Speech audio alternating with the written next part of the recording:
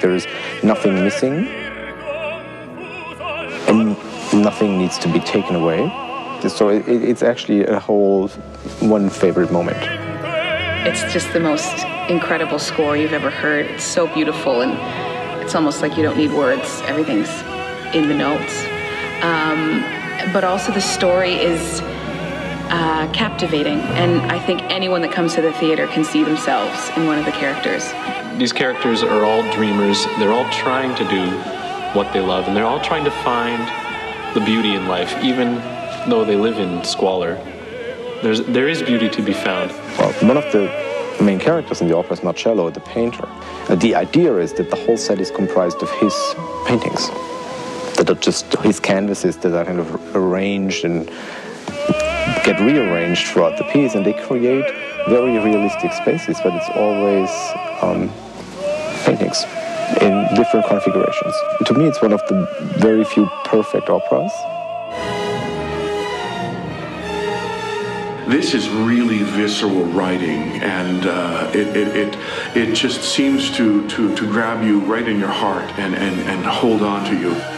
And when things finally come to their ultimate conclusion, there's often a 10, 20-second just absolute dead silence as people sort of try to come to grips with what they've just seen.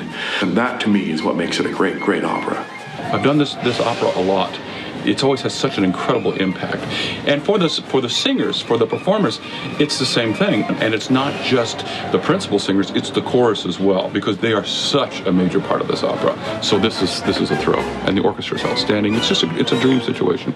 That's theater. I mean, that's the kind of stuff I signed up for. What I love is it's wonderful, gripping tragedy. I think that's you gotta come see this.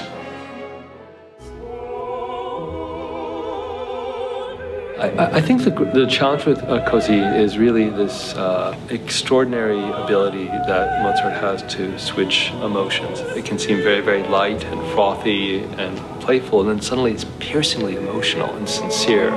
There are many things about the opera that can be fantastic, but it really takes a great cast, a great director, and fresh ideas. The subtitle of Così is A School for Lovers. I suddenly looked at that idea and I thought, well, why not set it in a finishing school or some sort of an academy? Probably one of the most fundamental issues that humans deal with is their own desire and tendencies to want to stray. And that's, I think, what the music captures so wonderfully, is the fact that we're all capable of acting in unexpected ways when we feel that attraction, when we feel drawn, and that the human heart can shift unexpectedly.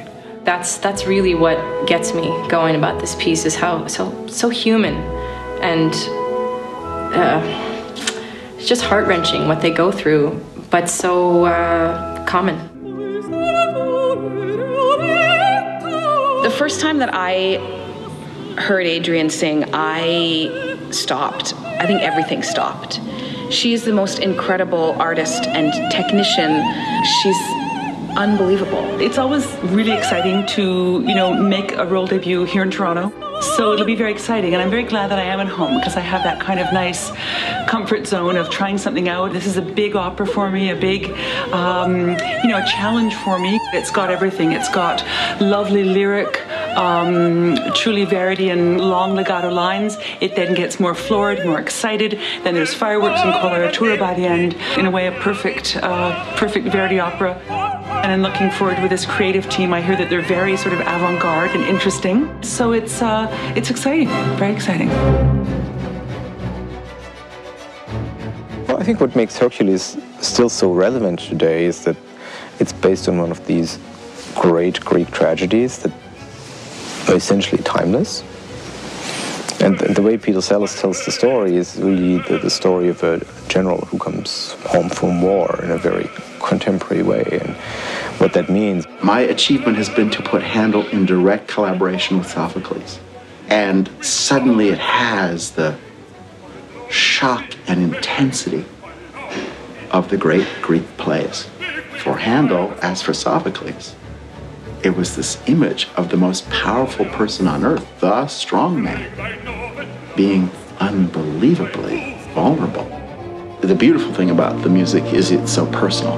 And I would just emphasize that what Sophocles, what Handel believed in was the first way to go into a difficult or dangerous place is with a lot of beauty. So the music is just ravishingly beautiful. And it transmutes the suffering into another place. That you don't run away from it, but you go towards it. This music is really unlike much other music. It's true bel canto music. It requires everything from the singer, and I mean everything. And all while you're playing this regal queen. It's really exciting. I love a challenge, and I love singing the music. The music is wonderful. The character is very mature, actually. It's very ordinary at the beginning, but what happens to him through jealousy and through, the sense of loss of power is what makes the drama. Because he's so human at the beginning, I feel it really shows what actually can happen to each and every one of us in this situation. Hopefully for those 3 hours when they're sitting in the opera house, that I transport them and take them away from all of their daily worries and problems and troubles, and they can just sit there and say, wow, that was a great journey. Well, Don Quixote is probably one of the operas by Massenet rarely performed, which I think has mainly to do with the fact that you need an exceptional principal singer for the role. We are lucky to have a world-class singer, a world-class bass baritone coming to Toronto, Ferruccio Furlanetto. I think I saw him do it in Palermo, and it was just a spellbinding evening of music theater because he embodies that, the tragic night. Thanks to Alexander, we get a chance here in Toronto to hear such an artist. I think in Ferruccio's hands, the piece is incredibly moving.